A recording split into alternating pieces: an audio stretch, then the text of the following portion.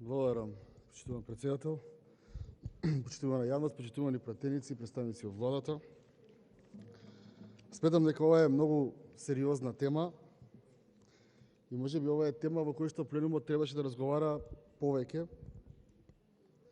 затоа што економијата во државата ни е во сериозен проблем и секогаш како владеачко мнозинство ја правите истата грешка, а тоа е дека кога имате вие определено буџет за нешто, кој се состои од приходи и расходи, и кога во него треба сите мерки да ги вметнете, најважниот фактор за тоа е факторот време. Односно во кое време, кој потек ќе се повлече. Овој потек, штувани колеги од мнозинството, се влече закаснето. И тоа е факт. Сметам дека овие царински намалувања, дополнети и проширени, требаше ова собрание да ги донесе уште во месец август, најдоцна првата половина од месец септември. Доколку ги пратите тековите кои што се случуваат, ќе видите дека во оваа држава изминатиот период, од кога вие, почитувани колеги од мнозинството, ги изгласавте неспособниве на власт, имаме 2019, 2018, 2020 и 2021 28.000 затворени компании. Тоа ток Министерство за финансии. Значи сте имале 5.099 една година, 2018 6.821, една година 6.200, во континуитет имаме над 60.000 фирми не ново отворени, ново згаснати и голем дел од тие погрешната економска политика која што неспособни во владата ја прават. И тука мораме сериозно да разговараме зошто овој потек не го повлековме во септември. Зошто трчавме, односно трчавте по изгубени избори и на крај останаа компаниите пола да затворат, а од онаа друга половина ќе видиме како ќе се снајдат. Законот, уште кога беше најавен на една ТВ дебата, јас го поддржав, но истовремено барав и тогаш, барам и сега да се прошири опфатот на оние репроматеријали кои што и требаат на индустријата.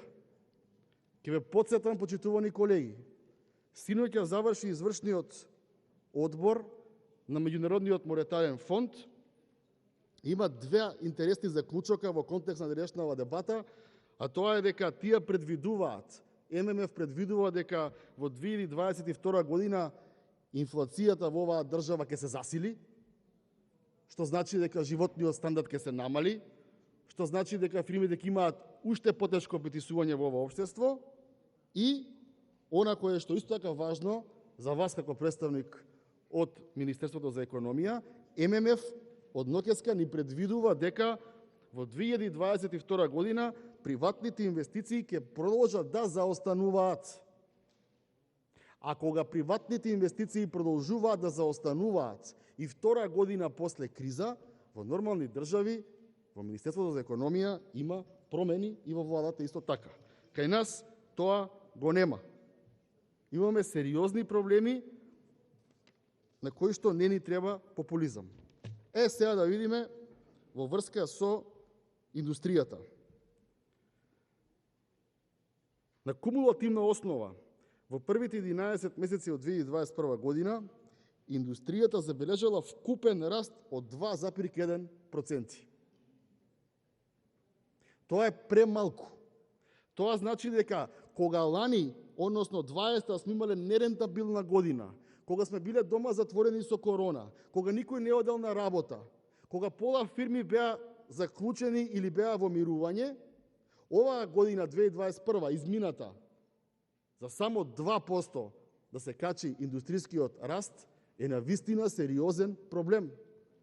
И тој сериозен проблем не може ниту да го маргинализираме, ниту да се прави дека не постои, ниту пак да ги оставиме овие од владата да го решаваат со нивната добра позната политика на купи ден продај.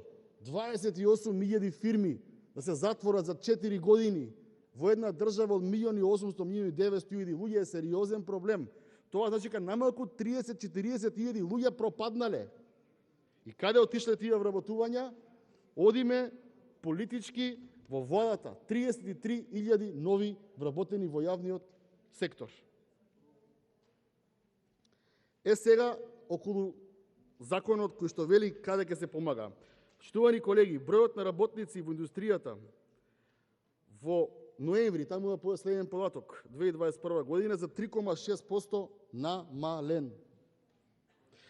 Падот се должи на намален број на работници во сите сектори и тоа рударство 6,4%, преработувачка индустрија 3,5%, снабдување со електрична енергија, газ, парија и климатизација со 1,8%.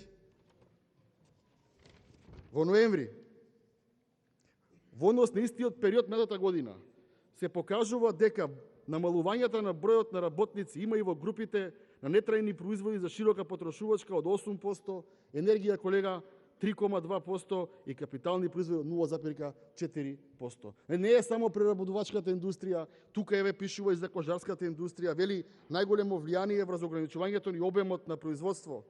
Имаат факторите недоволна странска побарувачка со 20,1% учество, неизвестно економско обкружување со 15,5% учество и недостигот на квалификувана работна сила со 15%, како и недоволната домашна побарувачка. Немаме домашна побарувачка затоа што немаме куповна моќ. И се прашувам, со овој закаснет на веќе 30 затворени фирми закон, дали не заслужува предлогот на опозицијата во кој што велиме тоа да го прешириме во прехранбената индустрија да биде проблем за владата. Зошто ние овдека не се договориме, почитувани колеги, да кажеме дека задолжувањето за финансирање на буџетскиот дефицит изнесува 88% од државниот долг, а 70% од јавниот долг се резултат на финансирање од домашни и странски извори.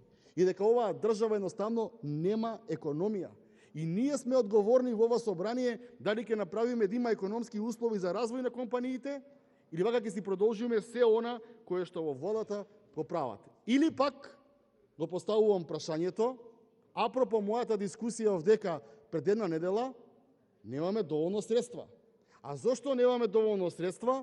Бидејќи средствата предвидени за ковид под палката на поранешниот премиер, пола од нив се дадоа за гасната криза. Бидејќи не ги предвидовме парите за гасна криза, таа чукна на владата на еден неспредник како и да се друго во државата.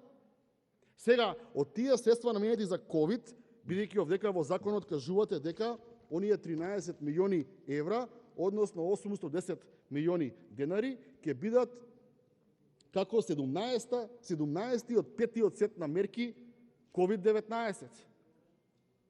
Нели требаше 5 сет на мерки веднаш да биде реализиран? Нели доаѓавме со скафандери тука да го гласаме за веднаш да биде реализиран?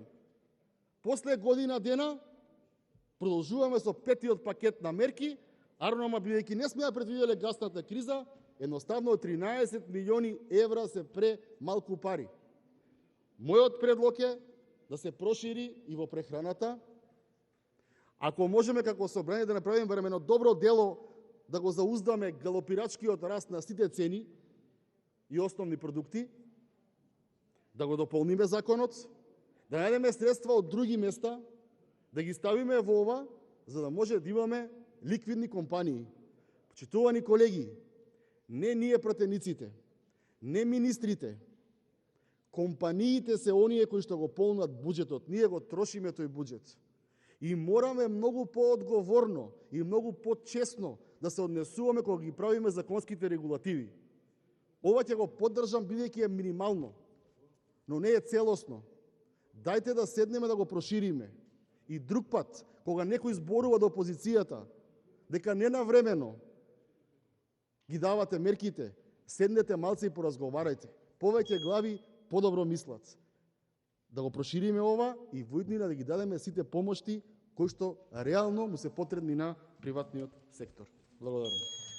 Диме Велковски. Реплика Диме Велковски.